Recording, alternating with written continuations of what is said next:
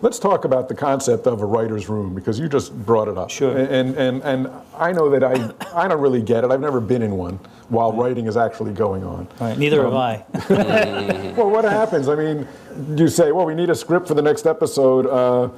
You sit there with 4 other people and actually write a script? I mean, how do you collaborate with other people? Well, for us, I mean, writing? generally, it's funny. Today was my first day on season 4. So, I mean, this process is just starting.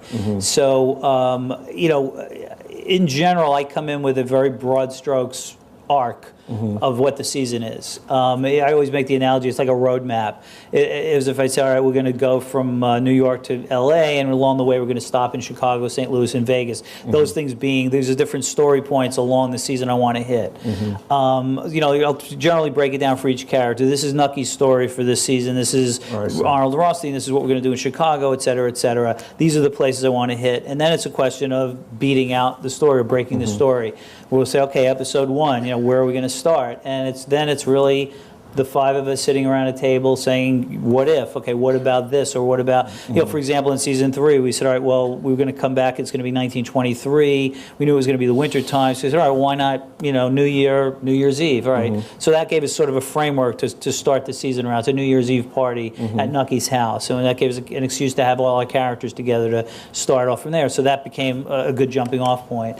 And, as Brian was saying, then it's a question of really just having an A and a B and a C story. For example, sometimes we've done 6 stories within an episode. Okay. And then, having a beginning, middle, and end for those things and try to mesh them together and then hope to God that there's some sort of thematic resonance there, and then it'll carry on to the next thing. Once we have the next episode, once we have an outline, we'll put that aside and we continue working until we have 5 outlines, 1 for each writer. Okay. And once everybody has an outline, we say, okay, everybody goes off for 2 weeks, writes a script, comes back, and then we're off to the races.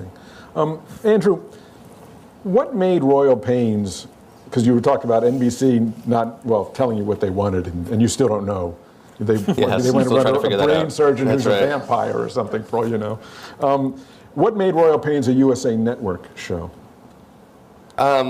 I think there's the creative answer to that question, and there's the business answer to the question. The creative answer to the question is that the network is starting to really evolve, as you've seen with their latest launches like Political Animals. But when I sold the show, they were very much still the Blue Skies network, looking for a single lead show with a really endearing, sympathetic hero with an interesting backstory who was thrown into a world where he or she didn't belong. And I think this really was sort of up their alley in that sense. The business answer is that they had just bought the syndication rights to House, and they were looking for an original medical show to pair with House, and I truly believe that if not for both of those reasons, it wouldn't be on the air. And sometimes you just have to have the right show and be lucky.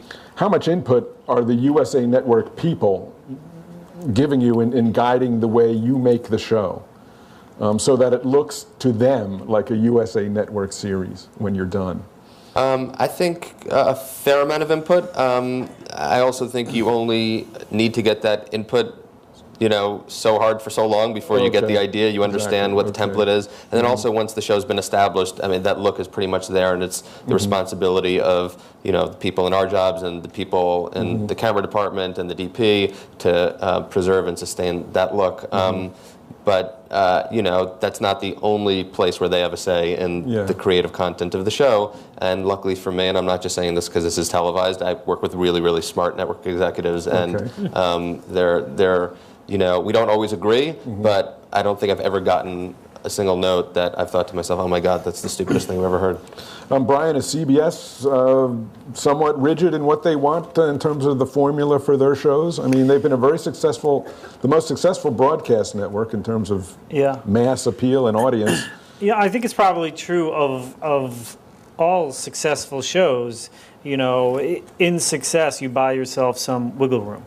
So certainly at the beginning of your series, the network and the studio are very much involved in not just the look of the show, but it can get pretty intense with the casting, outlines, and the scripts, and then ultimately the cuts. And it's why the first year of any series is the most challenging, because everybody is really trying to figure out exactly what this show is, what's the best version of this, and CBS Network may be pulling for it to be, more procedural, and CBS Studio may be pulling for it to be much more dramatic, and then we're the writers here and we're pulling it for it to be more of a family relationship show, and all of that, it's like a tug of war, and then kind of around the end of the first season, if it's going to go on to the second season, you sort of know what it is. I mean, my favorite time is the second season on a show. Okay, why it's is the that? most fun for me, because you've figured out what the show is. The heavy lifting has been done, and the characters, hopefully at this point, have really started to blossom and become, real people with rich backstories, and that's the stuff that you really get to have fun with writing second season. Like in season 1, Detective Danny Reagan, he's just, a detective. You've seen a million of them. Yeah. By season 2, his story is unique, and it's fun to go down those roads.